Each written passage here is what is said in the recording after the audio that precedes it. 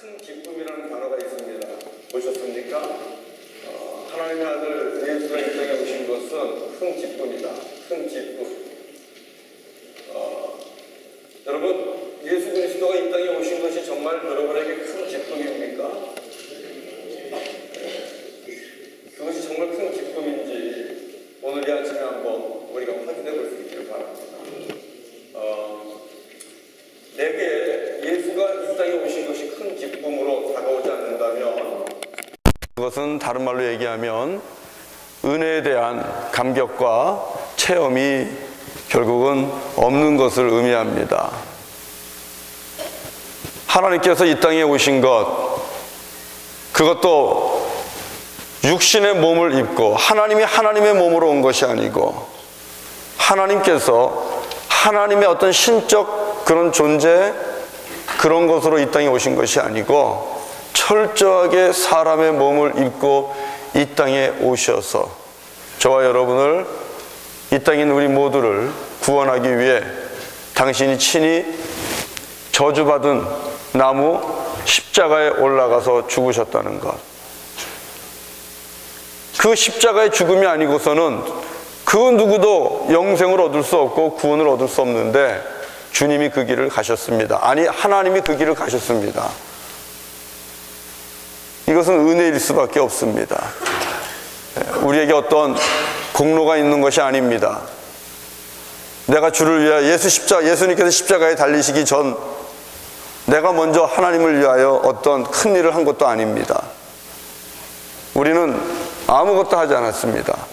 우리가 한 것이라고는 다툼이고요, 우리가 한 것이라고는 싸움이고요, 불신이고요, 등치기고요, 사기치기고, 모두가 나 하나 잘 살겠다고 이 모양 저 모양으로 못된 짓 한 것 말고는 한 것이 아무것도 없습니다. 그야말로 죄인입니다. 그럼에도 불구하고 우리 하나님께서는 사람이 되셨습니다. 왜요? 바로 저와 여러분에게 가장 알맞은 선물을 주시기 위함입니다. 여러분, 혹시 이번 성탄절 준비하면서 가족과 사랑하는 사람을 위하여 선물 준비하신 분들 계시죠? 아직 못하신 분들은 끝나고라도 하세요. 예. 선물 준비할 때 여러분 마음이 가장 먼저 드는 마음이 뭐죠? 선물을 준비할 때의 가장 좋은 첫 번째 원칙이 뭘까요? 가격? 예, 가격도 중요합니다. 예, 가격 중요합니다. 선물을 중요할 때 내 입장일까요? 받는 사람 입장일까요? 예, 어떤 분들은 자기 입장이에요. 그리고 자기가 막 레이스 달린 거 좋아하고 막 그러면 그런 거 선물하시는 분 있어요. 예, 자기 입장에서 선물하는 분이 있습니다. 예.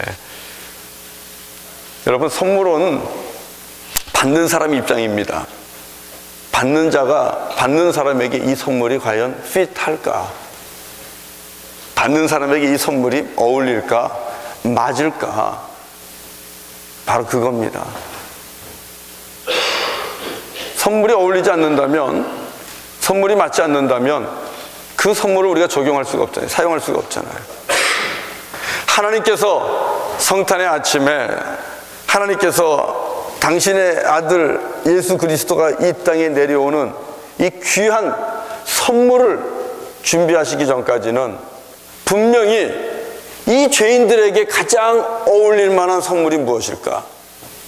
정말 이 죄인을 구원할 수 있는 선물이 무엇일까?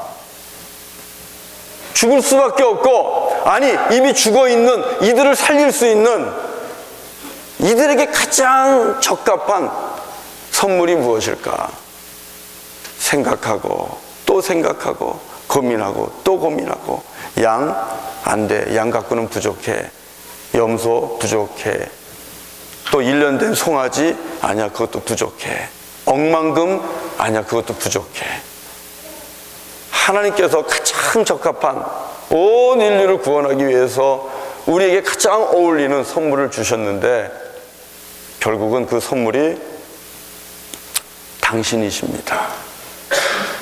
당신의 아들 예수 그리스도께서 친히 사람의 몸을 입고 이 땅에 내려가 죽는 것 말고는 도무지 길이 없는 거예요. 도무지 방법이 없는 거예요. 그래야만 죄인을 구원할 수가 있었던 것입니다. 이게 아들 예수 그리스도십니다. 우리에게 가장 알맞을 수밖에 없는 선물. 이 아들이 그래서 우리에게는 하나님 주신 선물이고요, 우리에게는 큰 기쁨입니다. 저와 여러분들이 정말 큰 기쁨으로 또 굿뉴스로 가스펠로 우리에게 찾아오신 이 아들 예수 그리스도를 다시 한번 이 아침에 하나님께서 나에게 가장 어울리는 선물을 주셨구나, 이분이 아니고서는 내가 구원에 이를 길이 없구나, 다시 한번 생각하시고 또 그 아들 예수 그리스도를 여러분의 심령 속에 영접하는 아침이 되기를 바랍니다. 선물은 받으셔요. 선물은 받으시면 되는 거예요. 주시는 분의 입장도 기꺼이 받을 때 즐거움이 있는 겁니다. 그러나 여러분 분명히 알아야 될 것은 큰 기쁨, 이 큰 기쁨을 두고 볼 때에 누군가에게 큰 기쁨일 때 그것은 누군가는 한쪽에서 고통을 받고 희생한다는 것을 아셔야 됩니다. 하나님의 아들 예수 그리스도가 이 땅에 오셔서 오늘 천사들이 얘기하는 것처럼 모든 민족에게 큰 기쁨이 되었습니다. 그러나 여러분 분명한 것은 그 큰 기쁨 뒤에는 고통이 있고 아픔이 있고 희생이 있습니다. 누구 편에 있을까요? 하나님 편에서는, 예수 그리스도 그분의 아버지 하나님 편에서는 고통이 있고 아픔이 있고 또 억울함이 있고 힘든 일이 있죠. 희생이 있죠. 여러분 큰 기쁨에는 우리가 알지 못하는 그런 숨겨진 희생이 있다는 것을 아셔야 돼요. 내게 큰 기쁨일 때, 여러분에게 자녀들에게 큰 기쁨일 때 어쩌면 그만큼 기쁨을 누리면 누리는 만큼, 받으면 받는 만큼 그 기쁨을 허락하는 부모님은 더 희생한 것이고 더 고통당한 것이고 더 참으신 거예요. 여러분이 만약에 큰 기쁨을 누린다면 내가 받는 큰 기쁨 뒤에는 누군가의 희생이 있다는 것을 우리는 알아야 될 것입니다. 누군가가 참기 때문에, 누군가가 고난을 당하기 때문에, 누군가가 고통을 당하기 때문에 내가 지금 이 기쁨을 누린다. 우리 이것을 발견할 줄 알아야 됩니다. 하나님이 내가 누리는 기쁨만큼 뒤에서 희생하셨고요, 참으셨고요, 고통을 당하셨어요. 그렇기 때문에 우리는 오늘 그 하나님 앞에 감사해야 됩니다. 그 하나님 앞에 정말 감사해야 됩니다. 감사하는 비결이 뭘까요? 하나님 앞에 감사하는 방법은 우리 동방 박사들이 가지고 와서 예물을 드리는 경배가 있을 것입니다. 그러나 오늘 본문에서 하나님 앞에 감사드리는 방법은 목자들을 통해서 봅니다. 하나님께 영광 돌리고 하나님께 찬양하고, 그 다음에 그들이 뭘 했을까요? 그들이 보고 들은 것을 전하는 것입니다. 보고 들은 것을 전하는 것입니다. 천사들도 목자에게 찾아와서 다윗의 동네에 너희를 위한 구주가 나실 것이다, 이것을 전하였습니다. 그리고 표적으로 구유에 한 아이가 있을 것이다, 이것을 이야기했죠. 목자들이 어떻게 했습니까? 그 소식을 듣고 빨리 가서 우리 한번 보고 그리고 확인하자, 달려갑니다. 이 모습을 볼 때에 다윗의 동네에 아기가 났다는 이 얘기를 듣고 이들은 베들레헴으로 갑니다. 저는 이것을 보면서 깜짝 놀랐어요. 야, 이 도대체 목자들이 모아둔 사람들에게 베들레헴이라고 가르쳐주지도 않았는데 베들레헴으로 가잖아요. 놀랍지 않습니까? 무엇을 의미합니까? 목자들조차도 기다리고 있었다는 것입니다. 목자들조차도 오실 구주, 오실 메시아를 기다리고 있었다는 것이죠. 그곳에 가서 복음을 전합니다. 그곳에 가서 천사가 주는 이야기를 마리아와 요셉에게 그대로 전해주고요, 보고 들은 것을 그대로 전하는 이런 사역을 가고 있죠. 이게 목자들의 사역입니다. 저와 여러분이 기쁜 소식 접했습니다. 그 기쁜 소식 속에서 은혜가 입었습니다. 그 기쁜 소식에 또 우리를 위하여 그 뒤에서 희생하시고 자기 자신을 헌신하시고 죽기까지 내려놓으신 우리 하나님 앞에 감사하는 방법은 이 기쁜 소식을 전하는 것입니다. 오늘 세상은 크리스마스에 성탄절의 주인공을 잃어버렸습니다. 성탄절의 주인공은 오직 하나님의 아들 예수 그리스도십니다. 그러나 우리가 세상을 바라보면 심지어 우리 그리스도인들의 심장 속에도 성탄절의 주인공 예수가 안 계실 때가 많습니다. 성탄절의 메인 캐릭터는 예수 그리스도십니다. 그분을 회복시켜야 되고 우리는 그분을 증거해야 됩니다. 가서 전해야 됩니다. 그러나 우리는 얘기할 수 있어요. 목사님, 내가 무슨 복음을 전하겠어요? 나 같은 사람이 무슨 가서 이야기하면 듣겠어요? 우리 이렇게 또 반론할 수 있어요. 그러나 아닙니다. 여러분, 오늘 하나님께서 왜 목자에게 나타나셨고 목자들에게 왜 이 복음을 전하는, 이 기쁜 소식을 전하는 사명을 주셨는가? 여러분, 목자는 우리가 알고 있는 것처럼 양떼들을 늘 푸른 초장을 이끌고 다니면서 뭐 피리를 불고 그러면서 유유자적하면서 그렇게 다니는 멋진 모습 아닙니다. 목자는 늘 지저분하고, 그리고 잠도 제대로 자지 못하고, 그리고 이 먼지와 또 지저분한 것들로 뒤집어 써 있는 그런 모습의 목자입니다. 이 예수님 당시의 목자는 우리가 아는 것처럼 목자는 가장 천한 사람입니다. 가장 하층 계층이에요. 가장 아래층의 사람이에요. 천민이에요, 목자는. 그렇기 때문에 이 목자는요, 이 법정에서 이 증인으로 설 수가 없어요. 목자는 다른 말로 얘기하면 사기꾼이에요.